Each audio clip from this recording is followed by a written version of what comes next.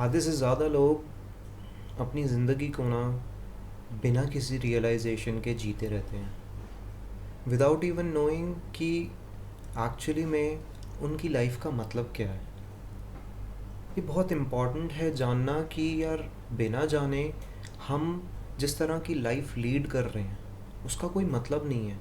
And उसके बाद वही लोग अपने आप को ना बहुत लॉस सा फील करते हैं। रीज़न यही है कि आपको रियलाइजेशन नहीं है कि आपकी लाइफ का मतलब क्या है। आपने दूसरे लोगों से सीख सीख कर कि उन्होंने ये कहा कि लाइफ का मतलब ये होता है, तो आपने भी अपना मतलब वही बना लिया, अलाइन कर लिया उसके साथ। अच्छी बात है कुछ एंड तक, लेकिन जब आप अपने आप को देखेंगे, फील करेंगे, तो आपको रियलाइज़ होगा कि एक्चुअली में मैं इससे खुश नहीं हूँ। जो मैं रास्ता अपने लिए बना रहा हूँ वो मेरा खुद का रास्ता नहीं है, किसी और का कार्व्ड पाथ है वो जो मैं फॉलो कर रहा हूँ, जिस वजह से मुझे वो खुशी नहीं मिल रही है, ना मुझे वो मीनिंग या पर्पस मिल पा रहा है। अगर आप एक्चुअली में शांति से अपने आप के साथ बैठेंगे और लिखेंगे या पूछेंगे अपने आप से कि एक्चुअली में क्या मुझे रियलाइजेशन है कि जो भी मैं अपनी लाइफ में कर रहा हूँ, does it make any sense, does it align with my values, with who I am? But do I really know who I am?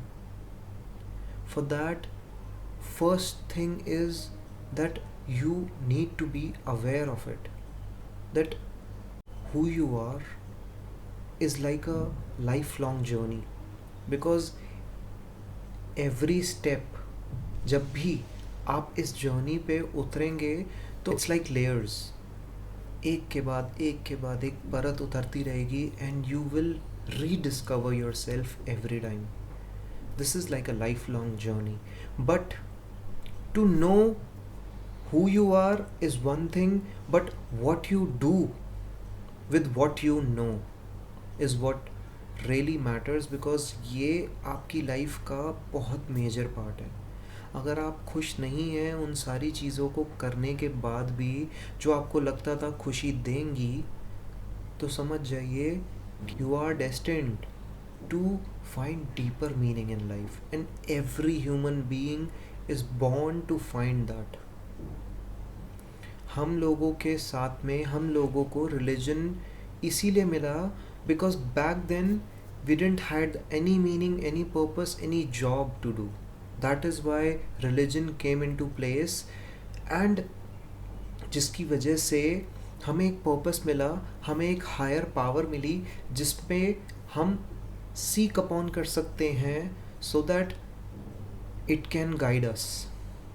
But now the world is changing, and due to the shift we need to know who we are without any religion, without any external medium. अगर हम अपने आप को जानने के लिए किसी और से पूछना शुरू कर देंगे, तो हम अपने आप को ही नहीं जानते, तो हम कैसे एक्सपेक्ट कर सकते हैं कि वो सामने वाला इंसान या सामने वाली अथॉरिटी आपको गाइड कर पाएगी, आपको कुछ एंड तक गाइड कर देगी। लेकिन if you really want to know, then you need to have certain realizations in life. For that you need to go deeper within yourself to ask that question, to have that clarity, and to get all of this you need a calm mind, a mind which is unwavering. हम आधे से ज़्यादा time ऐसे ऐसे thoughts सोच रहे हैं जिसके बारे में हम अवेयर भी नहीं हैं, और वो थॉट्स हमारी रियलिटी क्रिएट कर रहे हैं।